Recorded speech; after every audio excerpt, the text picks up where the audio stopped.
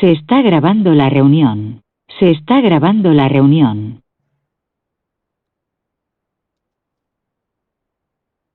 Vale, seguimos. Estoy convencido de que la compasión es una virtud que podemos cultivar en nuestra sociedad actual, implementando actitudes y modos de vida, promoviendo acciones que la pueden favorecer. Por ejemplo, cuando yo percibí la necesidad de hacer algo,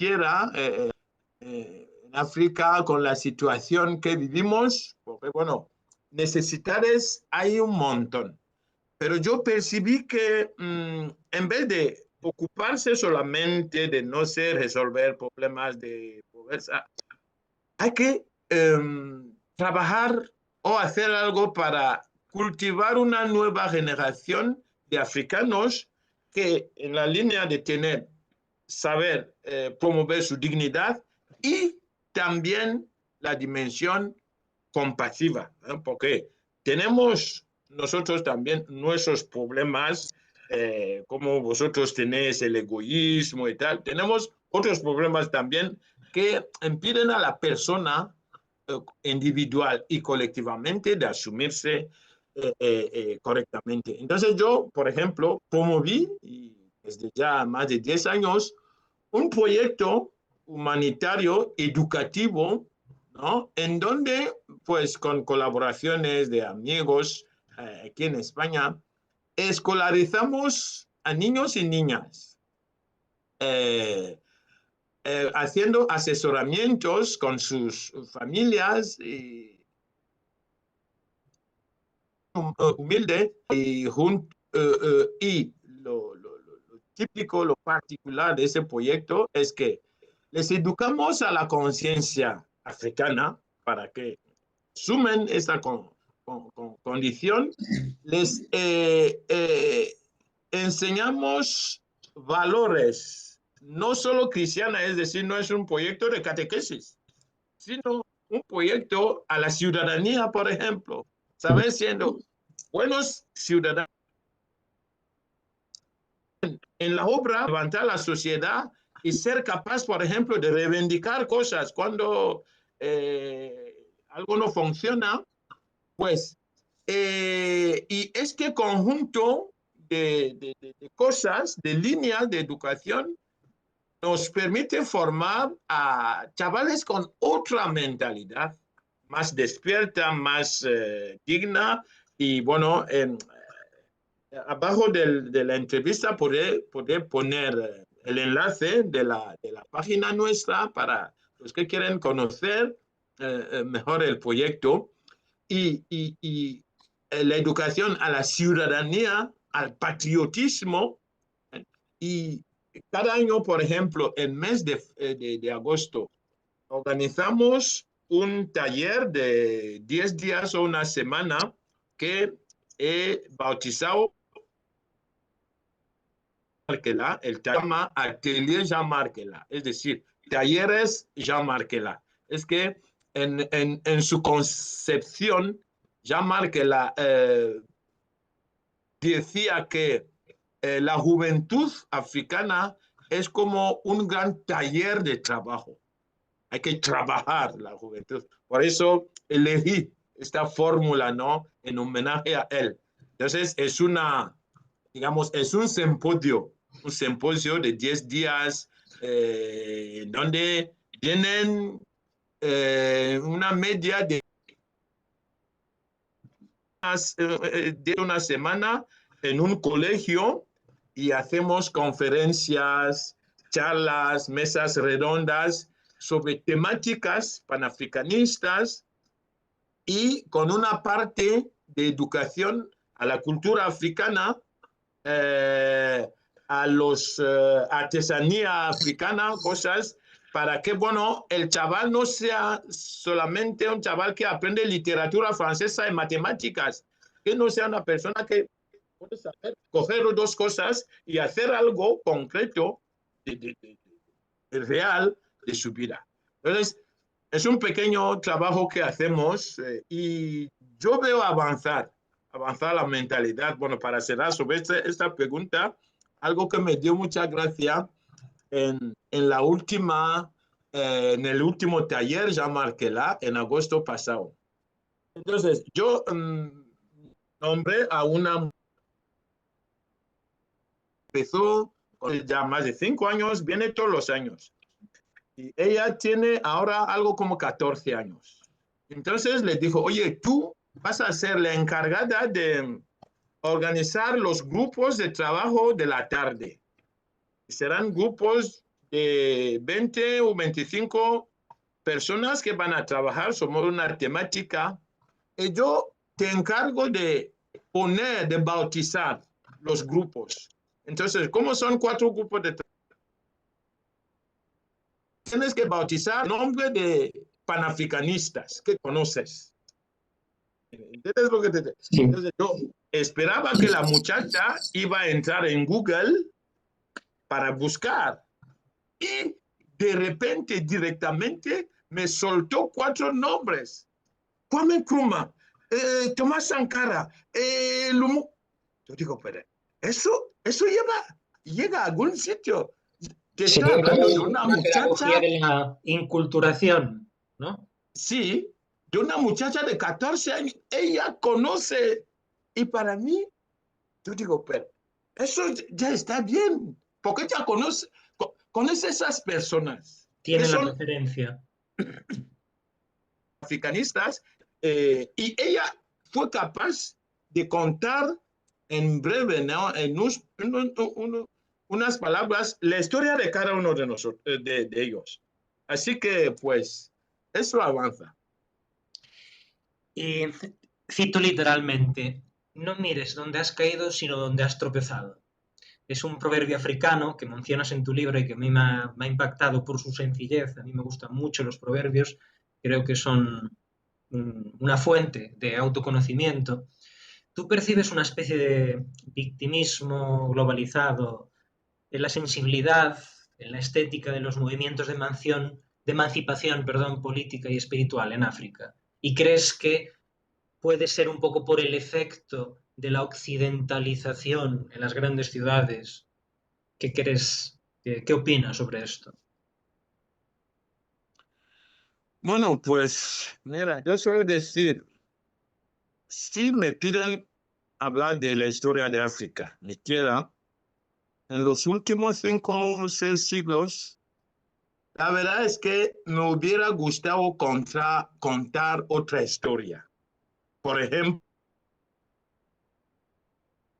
vinieron unos extraterrestres de otro planeta y otra galaxia y asfixiaron con su rodilla a nuestro cuello, tal como a George Floyd, etcétera, etcétera. Me hubiera gustado contar una historia parecida, pero no es lo que puedo contar. Inventar otra historia sería un pecado grave. La única historia que puedo contar es lo que ocurrió en África y que algunos políticos europeos en sus momentos de poca lucidez suelen reconocer. Fue el caso, por ejemplo, del expresidente francés Nicolas Sarkozy. En un discurso en Dakar en 2007 reconoció que, le cito, los europeos vinieron a África como conquistadores, de desposeer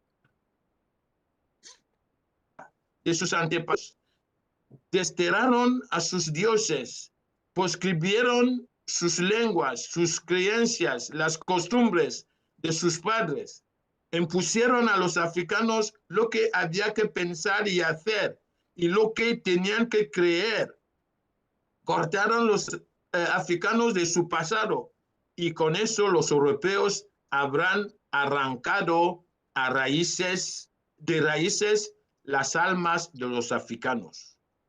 Estoy citando a Sarkozy. ¿Sabes cuál era el principio de la doctrina colonial del general de Gaulle, Charles de Gaulle? ¿La sabes? Tenía una doctrina colonial muy clara. Sí, Te sé la que voy la a tenía, decir. pero la desconozco. Él decía, su doctrina colonial era, el inconveniente jamás supera la ventaja. Qué fuerte, ¿eh? El inconveniente jamás Pero la ventaja. supera la ventaja. Hay una novela interesantísima de un autor maliense que despertó mi admiración hace años. Yo aunque llama Ologem, y su novela se titula El deber de violencia. El deber de violencia. Narra que en el momento, en la novela, narra que en el momento de la colonización hay un panorama rico y trágico que se extiende desde, bueno, es un panorama, su novela narra Sí. la época que se extiende del siglo XIII al siglo XX, que cuenta el destino de un imperio imaginario al frente del cual reina una dinastía. A través de esta novela, la historia poco conocida de África nos llega desde dentro.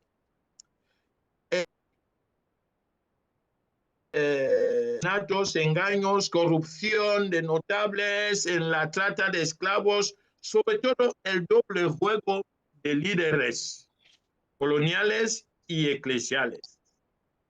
Va acompañado de diversas manipulaciones, brujerías e incluso tratas de personas, trabajadores, drogados, negros, vendidos, etc. Por un ritmo veloz, es una novela que va de la épica al realismo, de la barbarie al erotismo. El lector se deslumbra por un texto que intenta captar toda la aventura del drama humano del africano. En esa novela yo percibí el europeo como si tenía un deber o una obligación de actuar exclusivamente con el africano. Es lo fuerte de esta novela. Es decir, bueno, es un novelista, describe el modo de portarse, es como si estaban poseados con un espíritu que solo les lleva a la violencia. Sí, señor, África es víctima. Y es importante que los movimientos de lucha por nuestra emancipación lo tomen en cuenta, lo verbalicen, narrar los hechos con toda la crueldad, indicando quiénes son y dónde están los verdugos. Es a veces, suele escuchar cosas como, oh, no exageréis en la narración, en la absolutización del daño del ojo. No, no, no. Esta narración es un poco curativo para nosotros. Narrar el drama. Y eso lo he descubierto en mis estudios de psicoterapia. Es decir, cuando tú tratas a un paciente, si él no consigue verbalizarlo, pues no empezaría el tratamiento. Por eso es importante poner las palabras, los términos adecuados en nuestro sufrimiento. Mencionas también en el libro, Ciprián, las sombras del siglo de las luces en España, pero es extensible a Europa, el llamado siglo de las luces, y así también como del llamado siglo de oro español. Bueno, no es muy difícil darse cuenta que estas estas glorificaciones académicas del siglo de las luces y del siglo de oro español van o pueden contrastarse con un estudio historiográfico sobre las barbaridades que se cometían fuera de nuestra geografía, llámese Estado, Estado-nación, como quieras, ¿no? La cuestión es que parece mm, que existe aún a día de hoy una negativa a poner en duda las vacas sagradas de nuestra tradición académica, ¿no? Eh, lo cual me ha llevado a pensar en lo siguiente. Si deconstruyendo las narrativas culturales de nuestro propio territorio es imposible llevar a cabo un proceso de descolonización serio debido a las resistencias académicas y políticas que esto hay, a mí se me ocurre que el único modo de que África consiga su emancipación o liberación formal del yugo colonial es el poder militar, ya que en el poder cultural nunca nos están haciendo caso, ¿no?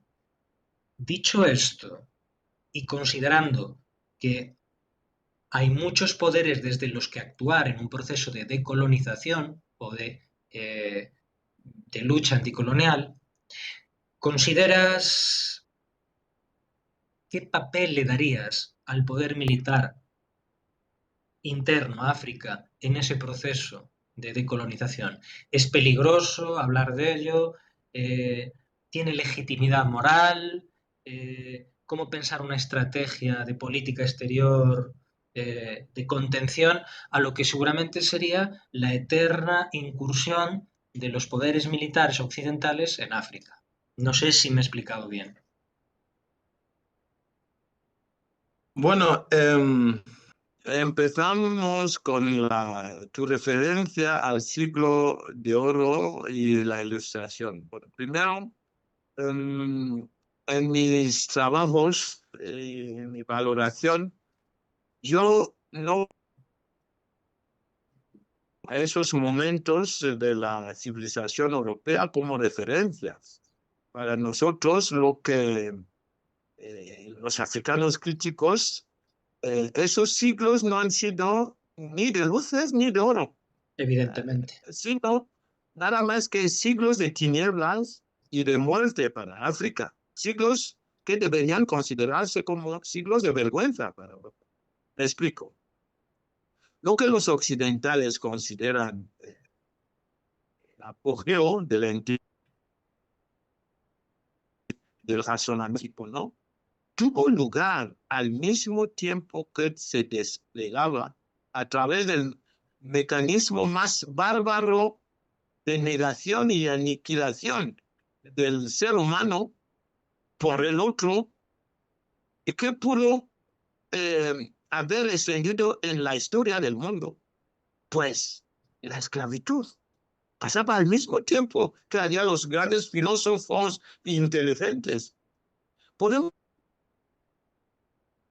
en la inteligencia heredada del europeo blanco cuando ese fue incapaz de reconocer la humanidad del negro africano. Pues no, yo creo que podemos legitimar un llamado brillo dorado de un cristianismo español cuando al mismo tiempo, como le dijo el obispo Pedro Casadáliga, ¿qué dijo? Le cito, en nombre de un Dios supuestamente blanco y colonizador, que las naciones cristianas han adorado como si fuese el Dios y Padre de nuestro Señor Jesucristo.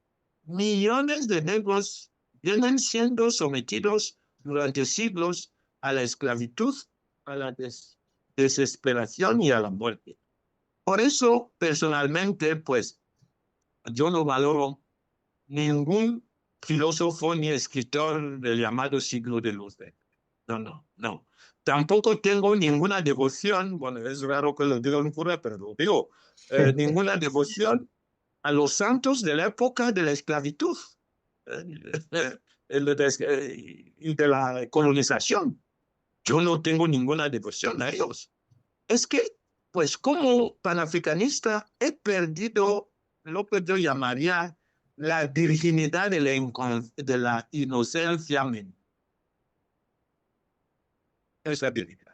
Inocente, que no. Sin embargo, pienso que el intelectual africano tiene que hacer un esfuerzo de estudiar la historia, la estructuración y el funcionamiento de la civilización occidental para descubrir sus fallos. Con lo cual creo que la misión hoy en día de los que llamarían los constructores de opinión sobre África ahora deben en prioridad dedicarse a desacreditar las falsedades de una civilización ya víctima de su propia ignominias, es decir,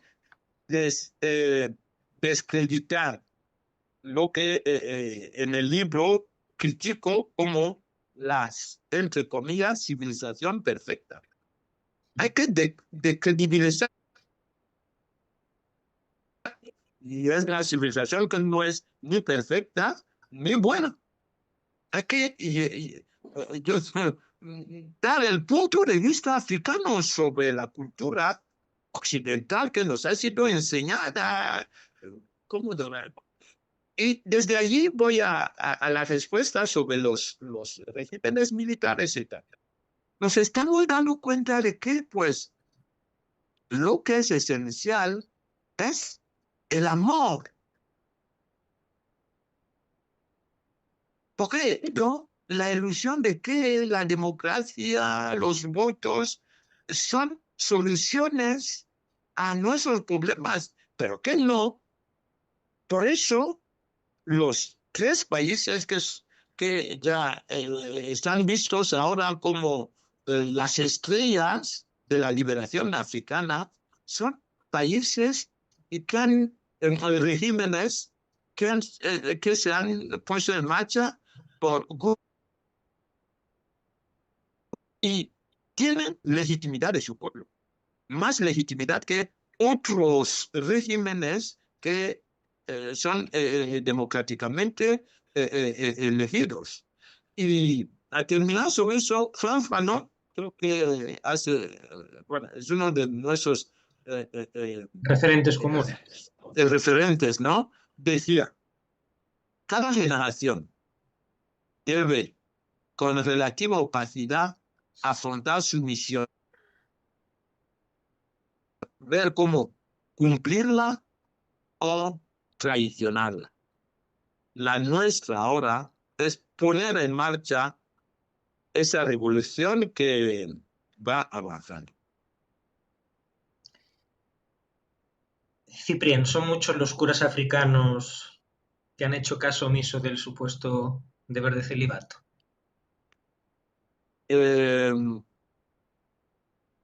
Bueno, pues la verdad es que cuando he visto esta pregunta, pues pensé, bueno, ese no ha podido salir de lo que pienso de siempre, de los amigos europeos.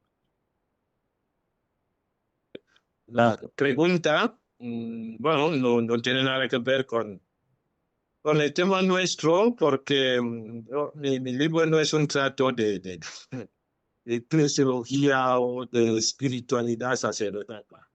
No, Pero pero pues, Ciprián, lo he te voy puesto a contestar. en algún momento de tu libro, algo has comentado sobre la cuestión. Sí, pero bueno, Pero si el no tema no va quieres, por ahí. si te parece impropia la pregunta. No, está bien, bueno, me parece bien.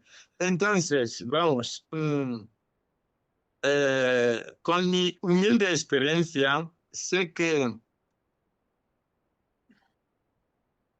yo lo suelo decir, ¿no? Como una obsesión irracional del mundo cristiano occidental sobre la sexualidad en general y la sexualidad de los curas africanos. Es un tema, bueno, interesa. Así que se nota una congruencia en eso.